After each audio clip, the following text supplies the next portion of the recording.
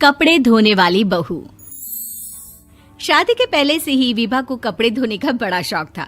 कभी नल के नीचे तो कभी तालाब के पास। अरे मेरी नीली वाली लुंगी नहीं दिख रही है। विभा की अम्मा, कहाँ रखी है लुंगी? अरे वो तो विभा ने परसों ही धोकर रखी थी आपकी अलमारी में, देखो वहीं होगी। वो ना मैंने आज धो दी, मुझे लगा कि गंदी हो गई होगी। अरे कैसे गंदी हो गई थी? उसे तो मैंने पहना भी नहीं। हे भगवान, इस लड़की के कपड़े धोने की आदत से परेशान हो गया हूँ मैं।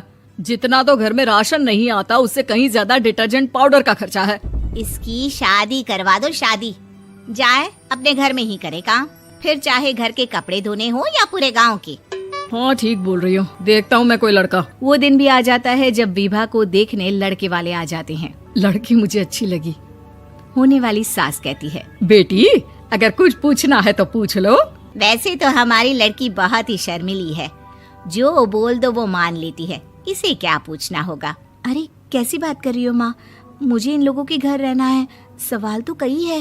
हाँ हाँ बेटा, पूछ लो ना, क्या पूछना है। आप लोगों के घर कपड़े कौन धोता है?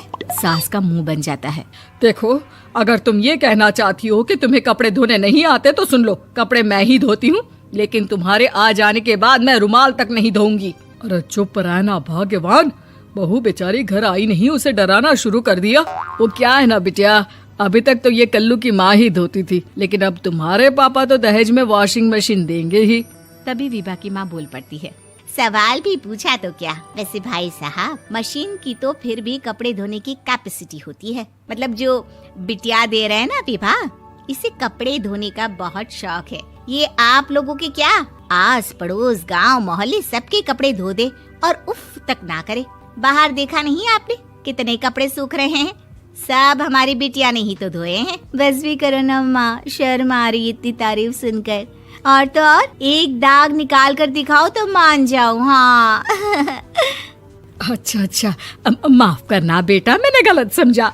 हमें तो रिश्ता बहुत पसंद है। और ऐसे जुड़ जाता है रिश्ता कपड़े धोने का शौक रखने वाली विभा का। उसकी शादी हो जाती है कोयला फैक्ट्री में काम करने वाले कल्लू के साथ। शादी के बाद अचानक विभा चिल्लाती हुई सास के पास आती है। सासू माँ, अरे सासू माँ कहाँ है आप? ये तो धोखा है, धोखा दिया आप लोगों ने मुझे। इसे ससुर के चक्कर के बारे में पता चल गया। अरे तो उसमें तुझे क्यों धोखा मिला है? अरे नल में पानी नहीं आता, कपड़े कैसे कब धुलेंगे?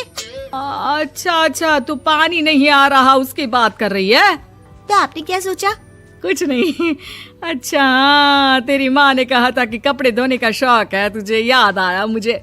शौक शौक बोलकर कपड़े धोने वाले मेरे जुनून को कम ना आके सासू माँ, कपड़ा धोना मेरा गुरूर है। तभी पति भी वहाँ आ जाता है। अभी अभी मैंने इसे सनी देओल की फिल्म दिखाई है, उसी के डायलॉग मार रही है माँ। अच्छा सुन, साफ साफ बता रही हूँ, पानी सुबह 4 से 6 और शाम को 10 से 12 आता है, समझी? विभा टाइमिंग सुनकर हैरान हो जाती है। ये क्या भूतों का मोहल्ला है? सुबह 4 बजे उठकर कौन कपड़े धोता है? 4 बजे टंकी में पानी जाता है, फिर सारा दिन धोना ना, किसने मना किया? अरे कैसी बात कर रही हैं? 200 लीटर की टंकी में कितने कपड़े धो लूंगी मैं, सुबह ही उठ जाऊंगी मैं। अब क्या था, विभा सुबह 4 से लेकर रात के 12 बजे तक कपड़े ही धोती रहती।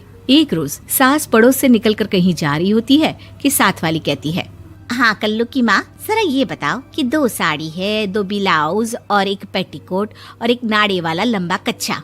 हाँ तो? अरे तो क्या, कितना लोगी धुलाई ये बताओ। धोबन दिख रहे हैं हम क्या? हमारे पति सरकारी नौकरी से अभी अभी रिटायर हुए हैं और बेटा सुपरवाइजर है कोयला फैक्ट्री में। धोबन समझ रखा है हमें। हाय रे कल्लू की अम्मा, माफ कर दो, वो तो मोहल्ले में यही सब बता रहे थे कि तुमने बहू को कपड़ा धुलवाने के काम में लगा दिया है। सास को पड़ोसन की बात सुनकर गुस्सा आ जाता है। वो घर पहुंचती है जहां घर के बाहर ही इतने सारे कपड़े सूख रहे होते हैं जितने कि किसी धोबन के घर पर। अरे ओ कल्लू की दुल्हन, बाहर निकल।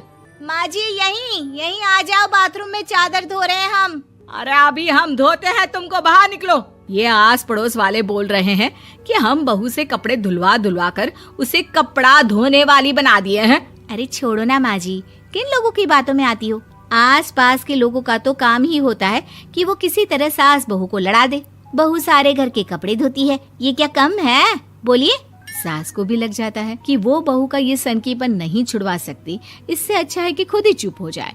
एक रोज सास और बहू मंदिर जाते हैं, जहाँ सास की साड़ी वहाँ खड़ी भीख मांगने वाली से मिलती है। माँ जी क्या बात है, आपकी साड़ी उस भिखारन से कितनी मिल रही है ना? हाँ हाँ देखो तो, दोनों की साड़ी मिल रही है। क्या बात है कल्लू की अम्मा, तुम खुद को तो अफसर की बीवी बताती हो और ऐसी सिंपल सी प्लेन साड़ी पहनकर घूमती हो। सिंपल और प्लेन नहीं है ये साड़ी। तो क्या सोने के धागे से फूल बने हैं?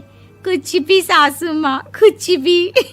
हाँ बने थे इस साड़ी में सोने के धागे से फूल। मेरे पति लेकर आए थे मद्रास से स्पेशली मेरे लिए 10,000 की। ताहे भाई साहब इस भिखारन के लिए भी सेम टू सेम साड़ी लेकर आए होंगे 10,000 की। सास उस वक्त तो कुछ नहीं कहती, लेकिन बहू के साथ घर आती है और अलमारी से एल्बम निकाल कर लाती है। ये साड़ी देख रही है, ये वही साड़ी है जिसे मैंने अभी पहना था। इस साड़ी में ये जो चमकदार फूल दिख रहे हैं ना, ये सोने के धागों से काढ़े गए हैं। लेकिन तू लोकल वॉशिंग मशीन ब्रश से घिस घिस कर सारे फूलों को निकाल कर साड़ी प्लेन कर दी। मुझे माफ कर दीजिए सासू माँ। और तो और, जब मैंने तुझे तेरी गलती के लिए कुछ नहीं कहा, लेकिन तूने तो सबके सामने मेरा मजाक ही बना दिया। क्यों? बहू को समझ में आ जाता है कि अब से उसका कपड़े धोना बंद।